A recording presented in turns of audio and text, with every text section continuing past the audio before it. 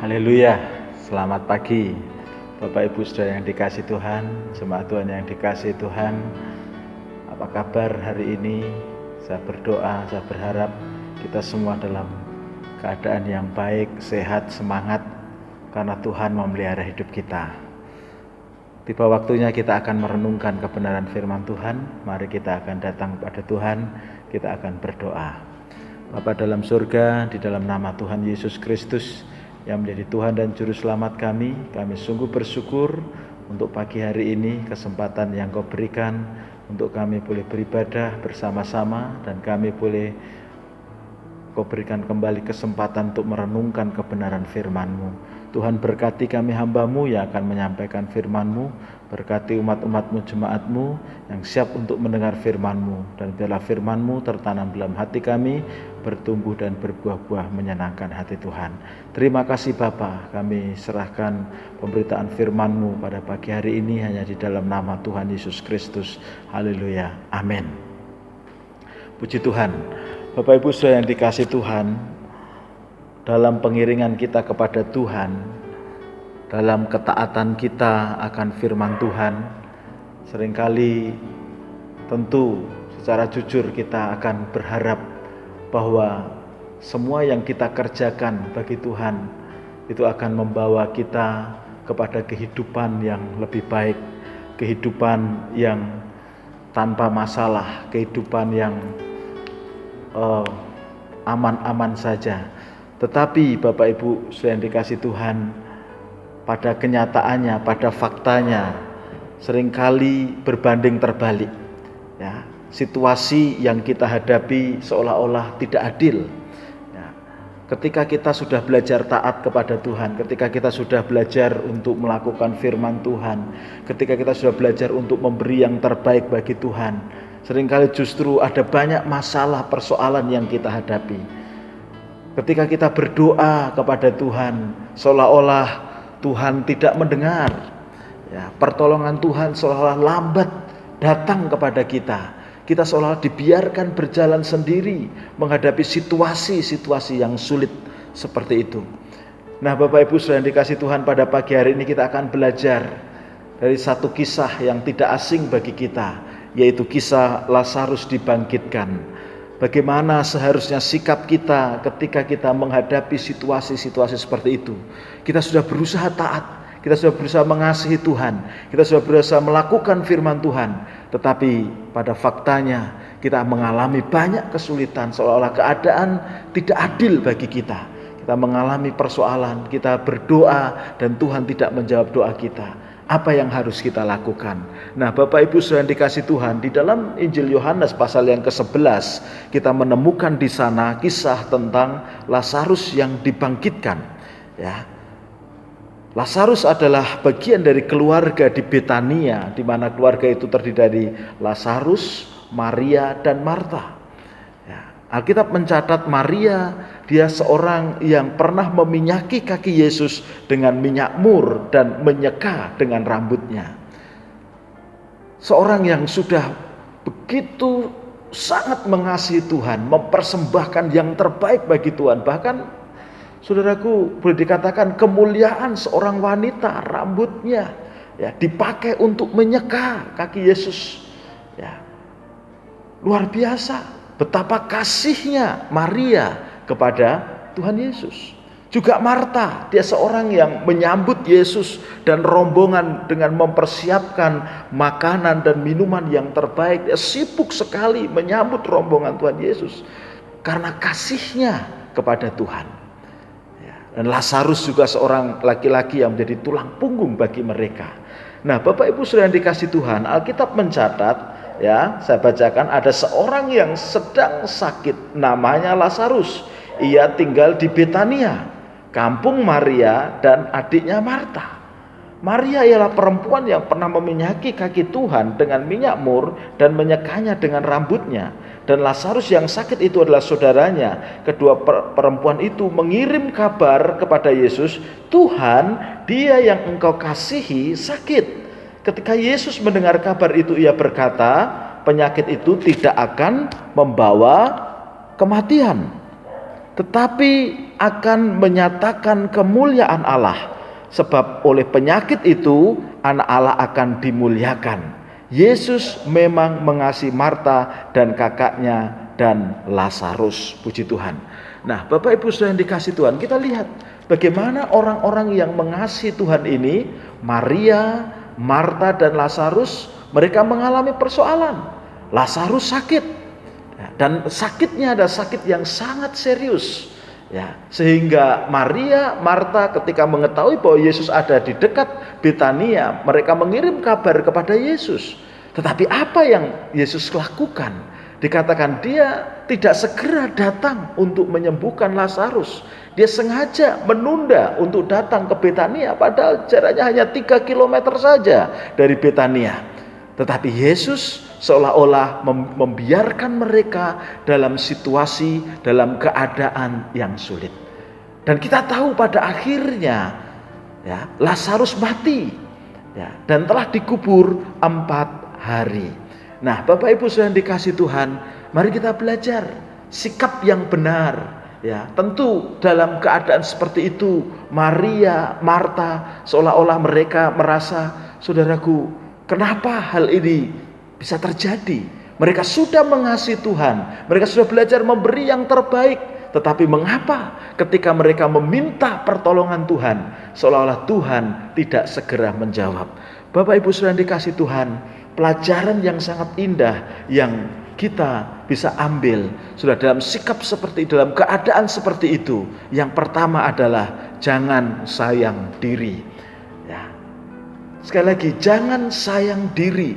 Ketika situasi sulit menghadang kita, ketika kita mengalami persoalan, ketika doa-doa kita seolah-olah tidak terkabul, meskipun kita sudah berusaha memberi yang terbaik bagi Tuhan.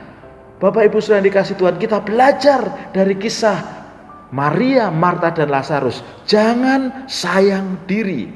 Sayang diri artinya merasa kurang disayangi, merasa kurang diperhatikan, merasa kurang dikasihi oleh Tuhan.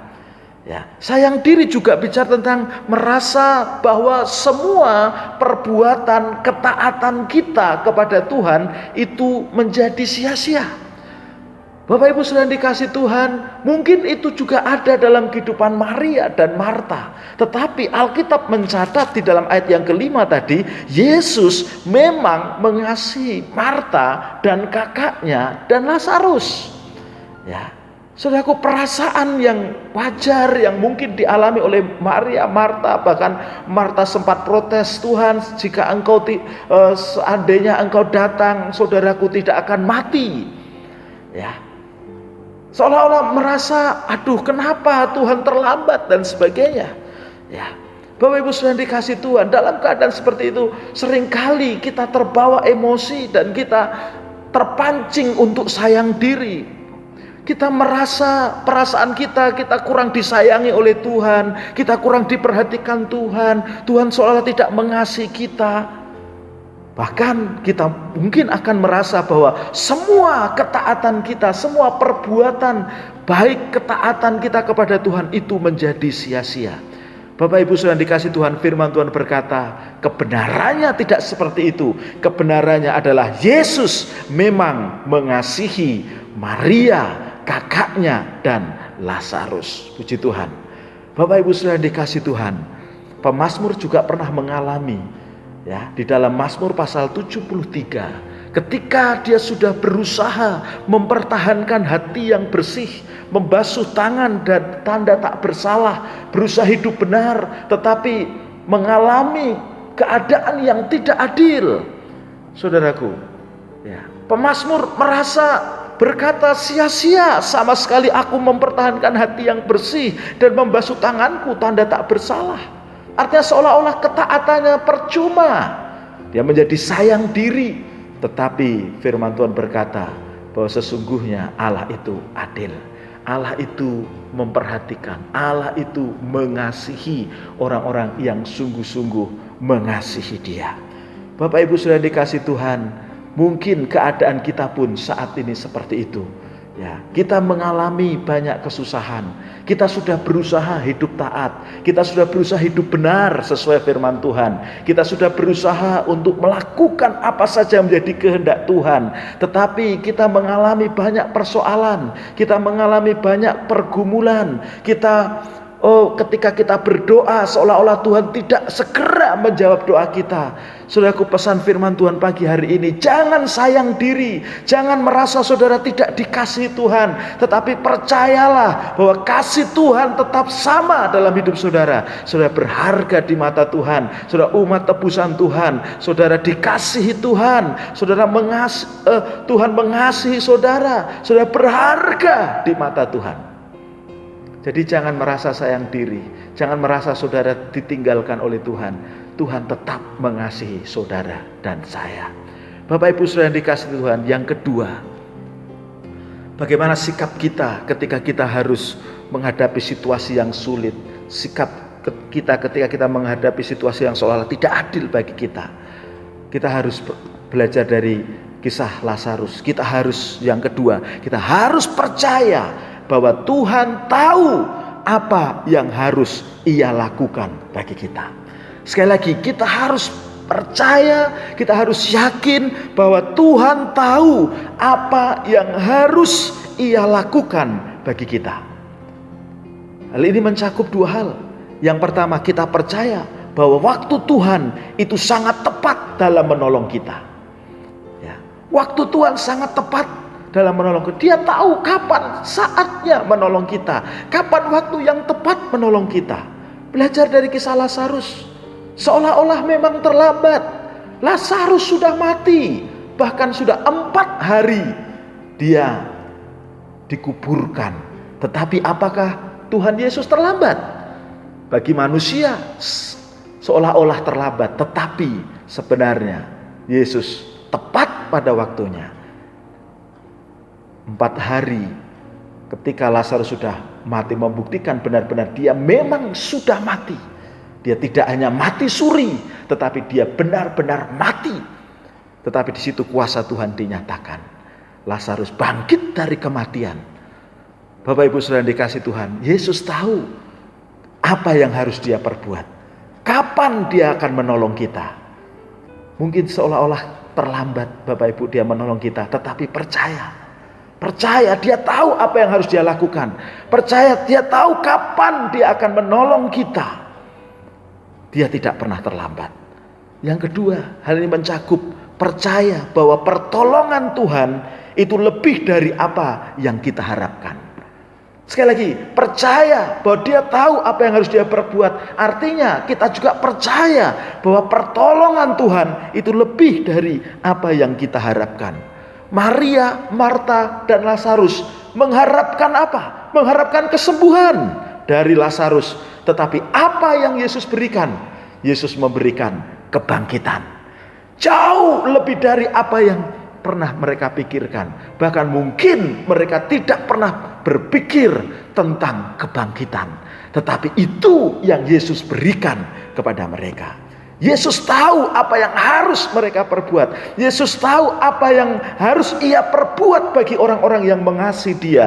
Dan perbuatannya pertama selalu tepat waktu, dan yang kedua melebihi apa yang dapat kita pikirkan dan dapat kita harapkan. Bapak Ibu saudara yang dikasihi Tuhan, Efesus 3 ayat 20 dikatakan, bagi Dialah yang dapat melakukan jauh lebih banyak daripada yang kita doakan atau pikirkan, seperti yang ternyata dari kuasa yang bekerja di dalam Dia. Bapak Ibu saudara yang dikasihi Tuhan, dua hal ini yang harus ada dalam kehidupan kita.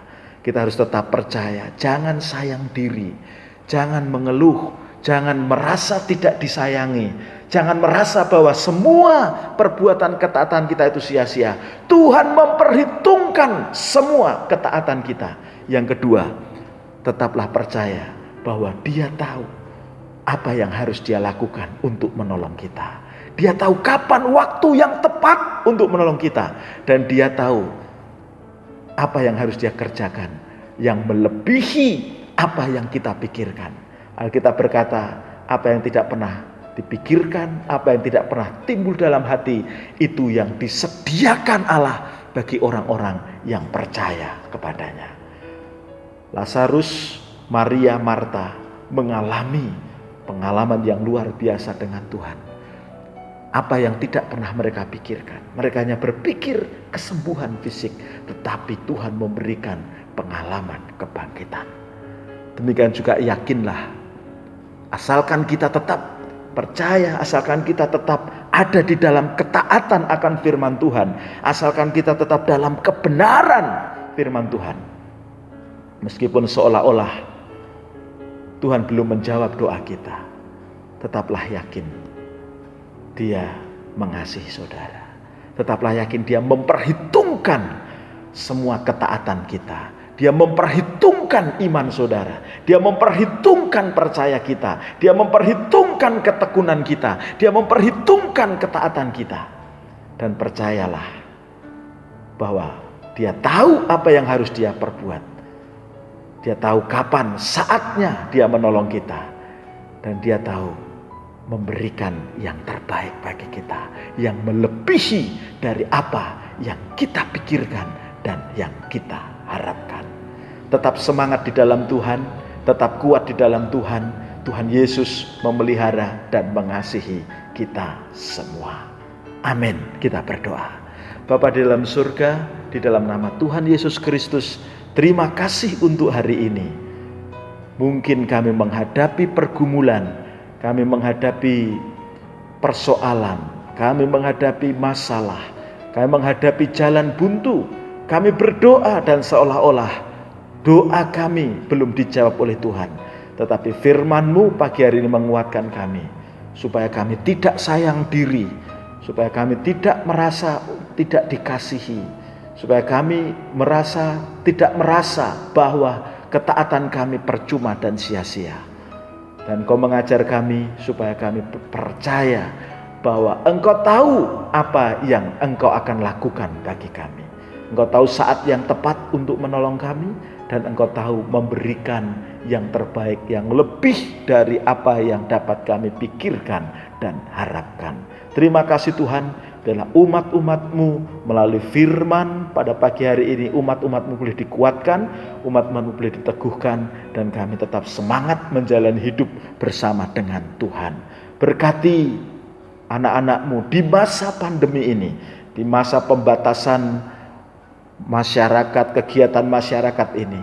Anak-anak-Mu tetap bersukacita, tetap dalam keadaan sehat, kuat, dalam pemeliharaan Tuhan. Semua keperluan, kebutuhan Tuhan cukupkan, dan bahkan kami boleh menjadi berkat untuk banyak orang bagi kemuliaan nama-Mu. Terima kasih untuk ibadah pagi hari ini. Berkatilah anak-anak-Mu yang setia mengasihi Engkau. Berkati persembahan anak-anak-Mu. Berkati kami semua. Nama Tuhan ditinggikan. Saudaraku yang dikasihi Tuhan, mari kita terima berkat damai sejahtera dari Allah Bapa, kasih sayang dari putranya yang tunggal, persekutuan dan penghiburan dari kuasa Roh Kudus menyertai kehidupan kita sekarang ini sampai selama-lamanya, di dalam nama Tuhan Yesus Kristus. Haleluya. Amin.